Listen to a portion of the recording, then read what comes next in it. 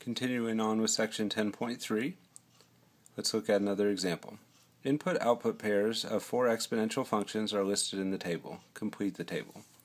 So to help with this, I just want to remind us of the form of an exponential function, which is always y equals a times b raised to the x power.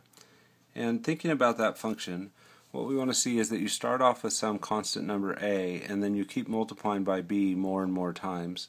When x is 3, you're multiplying by b 3 times. When x is 4, you're multiplying by b 4 times. So between this one and this one, you get an extra multiple of b. So when you're looking at exponential function outputs, you should always see that there's a constant multiple through these where you're multiplying by the same number each time to move along. And when you found that, you found b. So when you look at this and you're going from outputs of 3 to 6 to 12 to 24, you should notice that the numbers are getting twice as big, or that we're multiplying by 2. 3 times 2 is 6, 6 times 2 is 12, 12 times 2 is 24, and 24 times 2 would be 48. So that's going to fill in that next slot.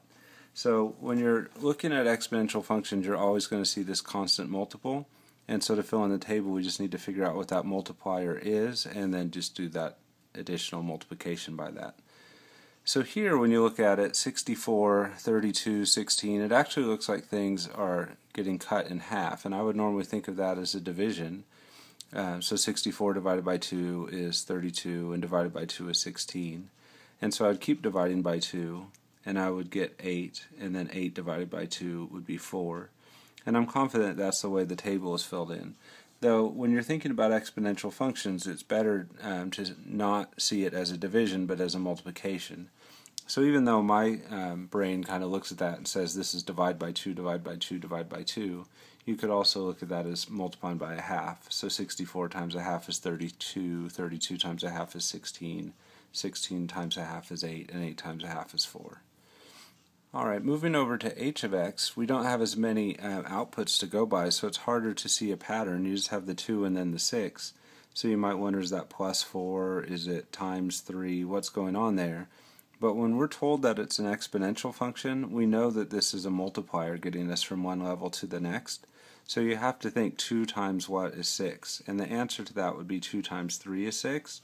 So we keep multiplying by that 3. So 6 times 3 would be 18, 18 times 3 would be 54, and 54 times 3 would be 162. So if you don't know it's exponential, you kind of need to see several outputs to see that yes, it is multiply, multiply, multiply. But since they're telling us right here that they are exponential, we know it's a multiplier, and just a couple values like that is enough to figure out what the multiplier is. Right here, to go from 100 to 10, looks like we're dividing by 10, but you could also say that what we're doing to get from here to here is multiplying by 1/10. That would be equivalent to dividing by 10. So we'll just keep going with that pattern. So 10 times 1/10 would be 1. 1 times 1/10 would be 1/10. And then 1/10 times itself would be 1 over 100. So that fills in the table for f of x, g of x, h of x, and k of x. Alright, now that we've filled in the table, let's see if we can start to pick up some patterns, and let's start that by reading this box down at the bottom, the base multiplier property. For an exponential function of the form y equals a times b to the x, if the value of the independent variable increases by 1, then the value of the dependent variable is multiplied by b. So if you look at the x's that they gave us in the table, you'll see that they continue to go up by 1 each time, 0, 1, 2, 3, 4, and so on. And then the multiplier was consistent here too. 3 times 2 is 6, 6 times 2 is 12, and so on. And what this box is telling us down here is that when we figure out what we're multiplying by, we're actually figuring out the base b. So if we go back to this table that we made, and you look at this column for f of x where we are multiplying by 2 each time, that tells me that in the exponential function, b is 2. On this one, we were dividing by 2 each time, or we said that was equivalent to multiplying by a half, so b is 1/2. And then on this one, this was times 3 times 3 times 3, so b is equal to 3. And on this one, we said our multiplier was 1/10, so b is equal to 1/10.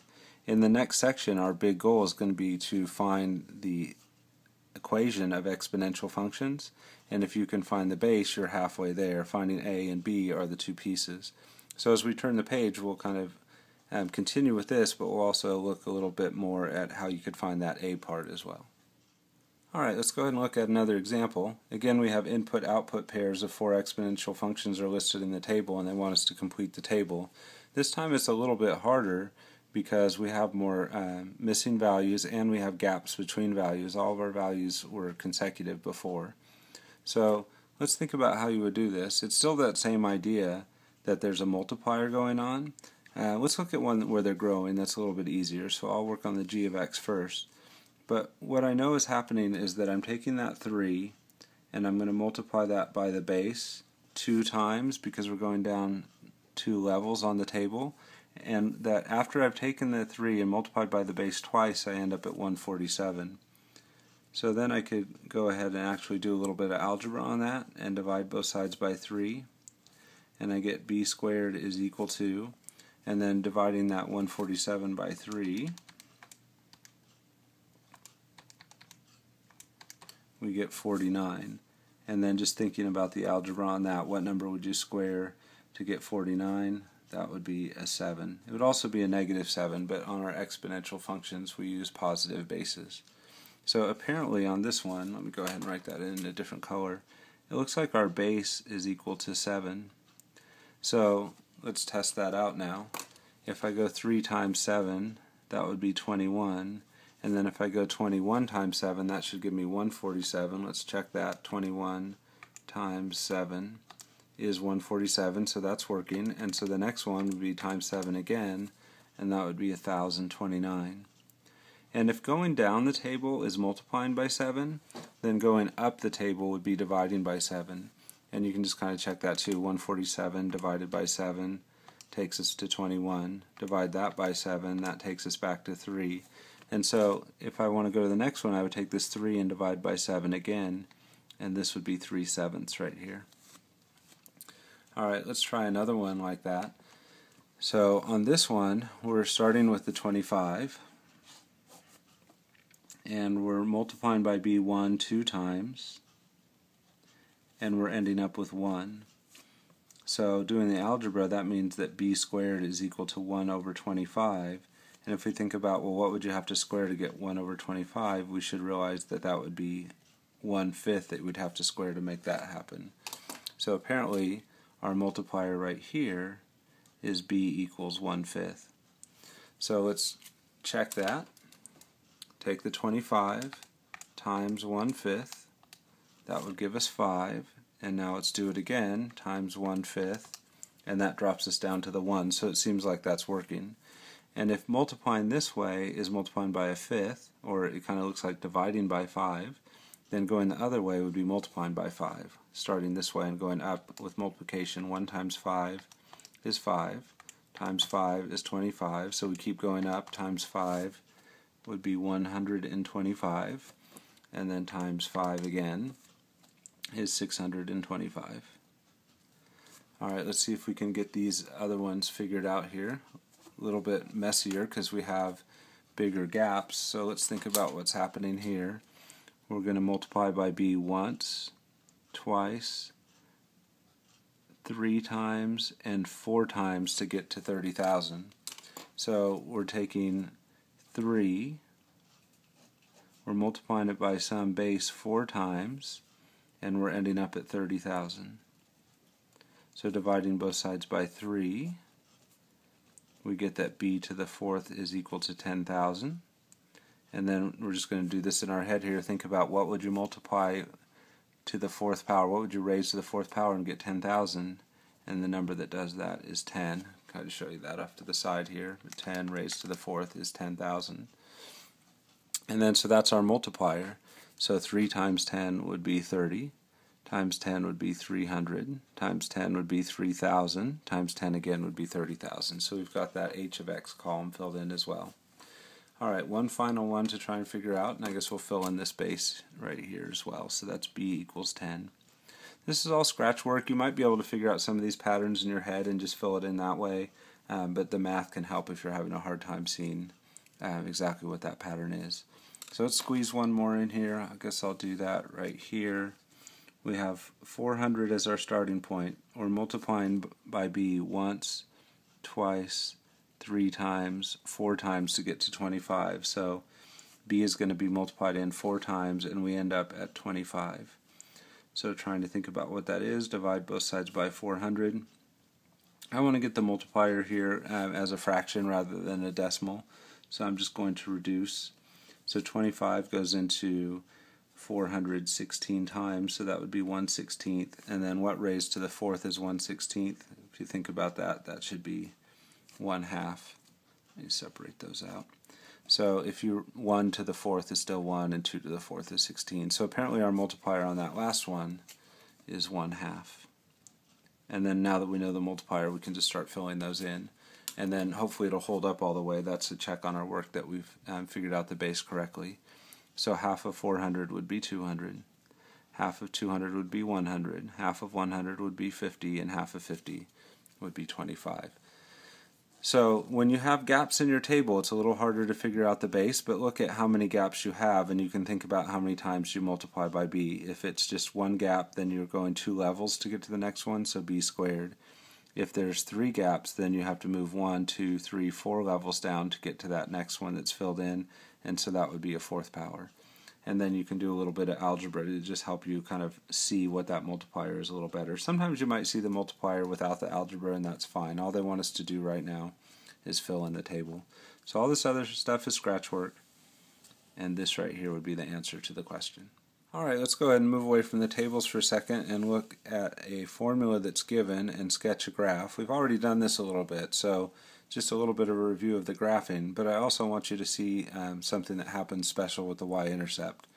So find the intercepts and then sketch the graph. So to find the intercepts, we usually would make a table. We'd put in x and y, and we usually would say let's put a 0 in for x, and that'll help us to find the y-intercept. So let's do that. Y is equal to 9 times 2/3 raised to the 0 power, because we're plugging x in as 0. And anything to the 0 power is a 1, so that'd be 9 times 1, which is 9. So there's our y-intercept, 0, 9.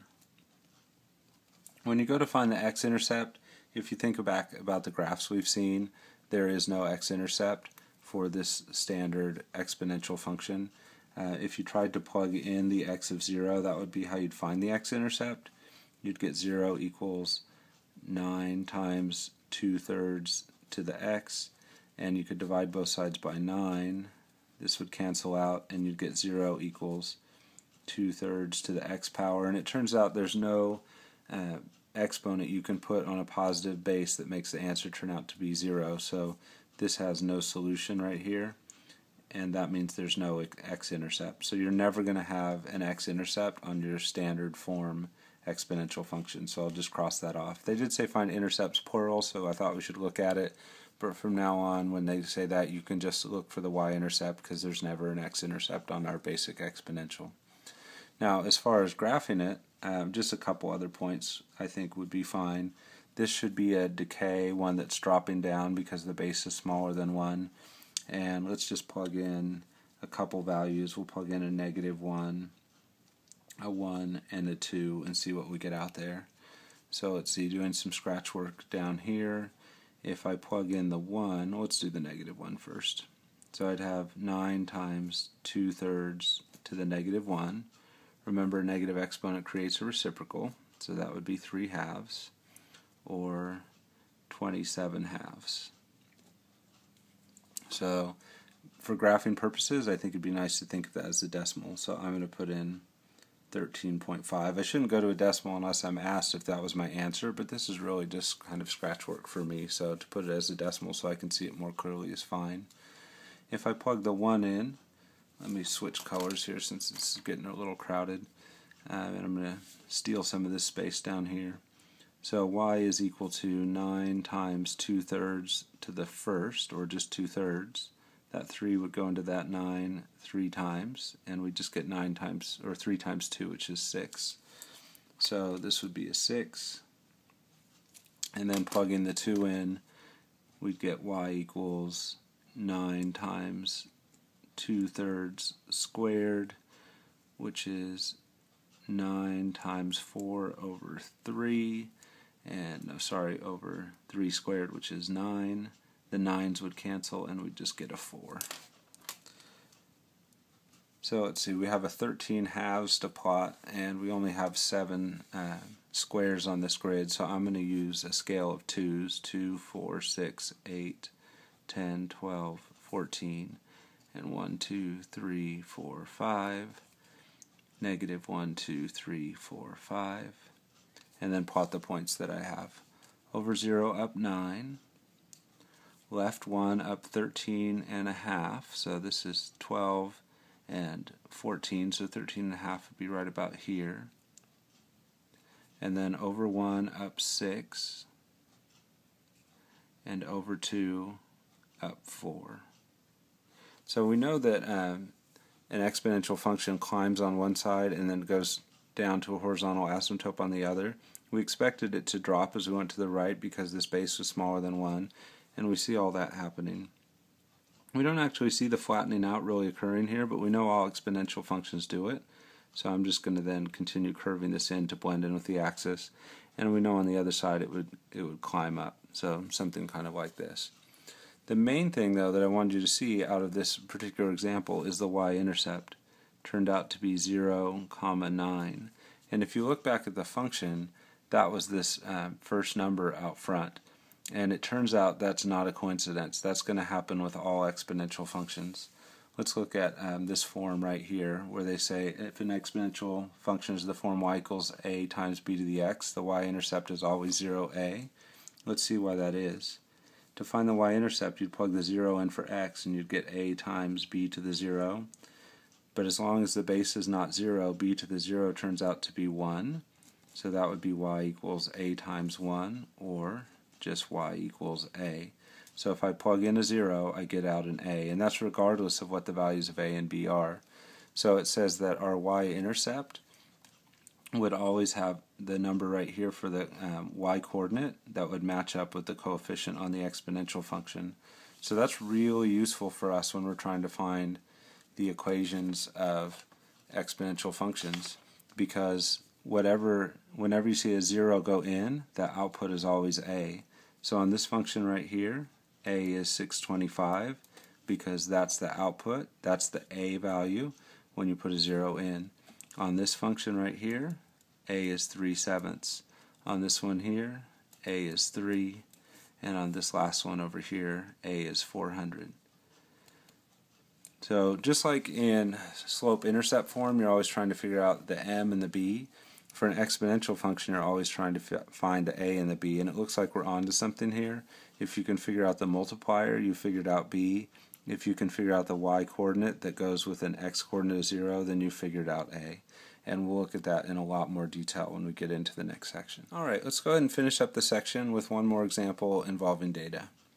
The average ticket prices to Major League Baseball games are shown in the table for various years.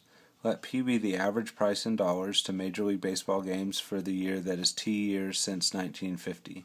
The situation can be described by the linear function P equals 0.38T minus 2.63, and also the exponential function P equals 1.21 times 1.051 times T. And they want us to use the graphing calculator to draw the graphs of the two functions together with the scattergram of the data.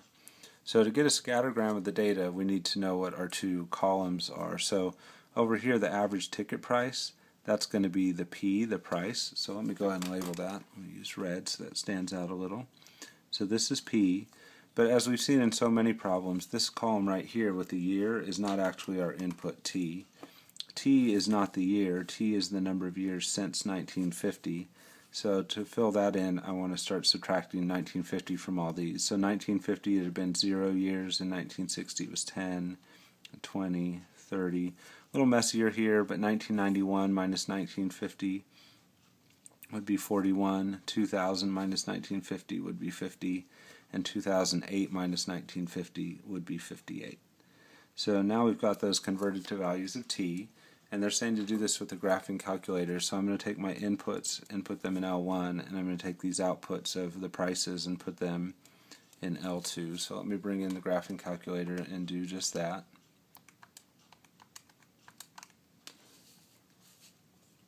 So in L1, I'm going to put those values of t.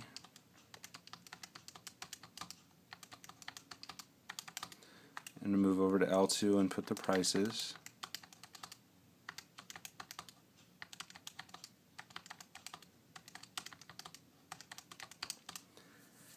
And then I want to do a scatter. So I should have my scatter plot set up already, but I'm just going to check in the stat plot menu. So plot 1 is currently off, so I'll turn that on, but it's a scatter with L1 and L2. And I'll go ahead and press enter and just change the status to on. And then I want to check my window. So let's see if this window makes sense to go from 0 to 20. No, because I have inputs all the way up to 58. So how about from 0 to 60? And in fact, I always like to give myself a little extra room. So how about -5 to 65? And numbering in fives. And then for the y min and max, 0 is fine because this lowest value is closer to 0 than it is to the max of 2540. But let's go above the 2540 by a bit, maybe to $30, and we could number in ones, but I think I'll number in fives there also. So I'm going to see if I have any other functions in. I do, so I'm going to clear those out so I just get my plot. So there's a plot of the data, and the first thing that I want you to get used to doing now that we have linear functions and exponential functions is to look at that and think, what does it look more like? Does it look like a straight line or a curved exponential function? And when I look at those prices, I see more of a curve. So the reason they're asking us to graph it with the functions is to see which one fits better. But sometimes I think even before you put the graphs in, you can see the curve in that and think an exponential is going to be better. But let's graph and verify that that's true. The linear function they gave us is this one, so that's 0.38 times the input variable minus 2.63. So there's our line, and then our exponential over here, 1.21 times 1.051, and that's raised to the t power. Or, yeah, it is t, but our input on the calculator is always x. So when we graph this, we'll see the plot again, and then we'll see these two lines start to come in, or these two graphs. So the line's okay, it kind of fits the data, but look at the exponential. As it comes in, because it's curving, does a much better job of fitting to this curved data. So the point of this whole graph, in my mind, is to decide if we were going to do some predictions, should we use the line or should we use the exponential function? And since the exponential function by curving fits better, I would say the exponential function is the one that we would go with. And that's the point of their follow-up questions, but it doesn't always seem like it. So let's go ahead and go through that and look at what they want us to do with these follow-ups. So we did our graph, and we saw the scattergram together with the line and the exponential. So which function likely describes the situation the best for years before 1950? So I'll give you my answer and their answer. My answer would be the exponential function,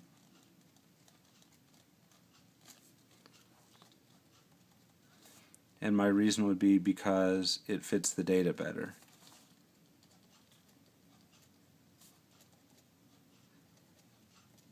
When I think about which functions to use to make predictions, I think about the overall data set, not just a specific value like before 1950. So that would be my answer. But what they want you to see is what goes wrong with the line. So let me go ahead and expand my window here a little bit and go left maybe 20 and drop down on the y values to like -10 and draw the graph again. So there's our line. Here comes the exponential. And this axis right here is the 1950 line, because that's t equals 0, which is 1950. If we go on to trace, and we jump on to the linear equation, and we start dropping even past here, our y values start to become negative. So before 1950, we're definitely getting negative values. And what they want you to see is that the line is clearly breaking down there because the ticket prices were never negative. They weren't paying people to go to the baseball game. So the exponential function, on the other hand, gives a price that's still positive, like $1.10. So if you're on the line, you're getting a negative. If you're on the exponential, you get something that seems more reasonable. So when they say which one fits better before 1950 or would be best for predictions before 1950, I think they're looking at us to kind of rule one out. And I would say not the linear. So not the linear function. and my reason would be because it produces negative prices.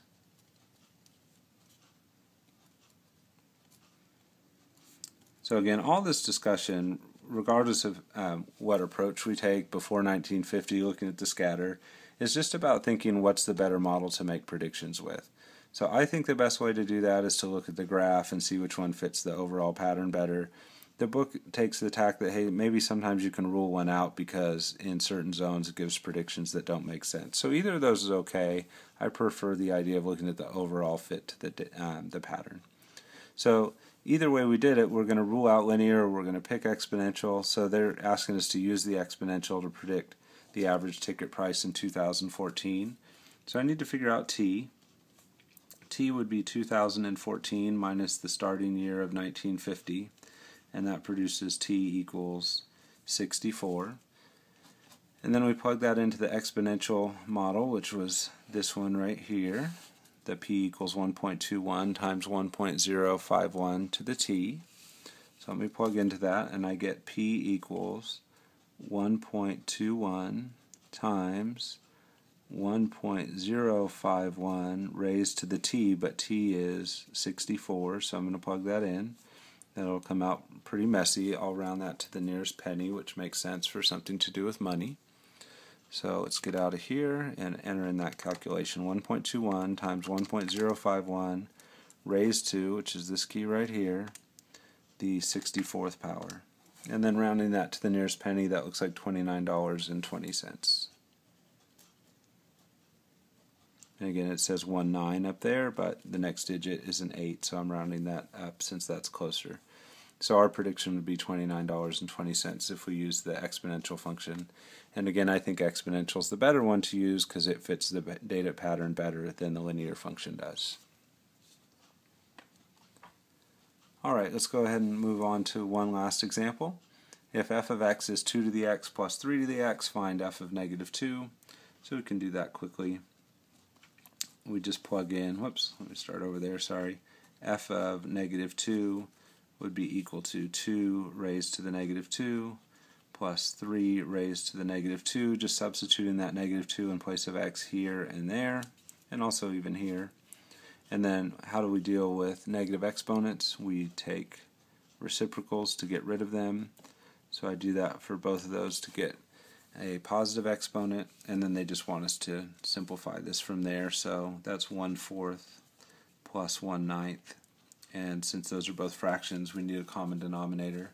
Looks like the common denominator between 4 and 9 would be, let's see, 36. So I'll multiply top and bottom by 9 here to get the 36. Multiply top and bottom by 4 here to get the 36. And that gives me 9 over 36 plus 4 over 36, which is 13 over 36. And that would be our answer. Alright, that wraps up section 10.3.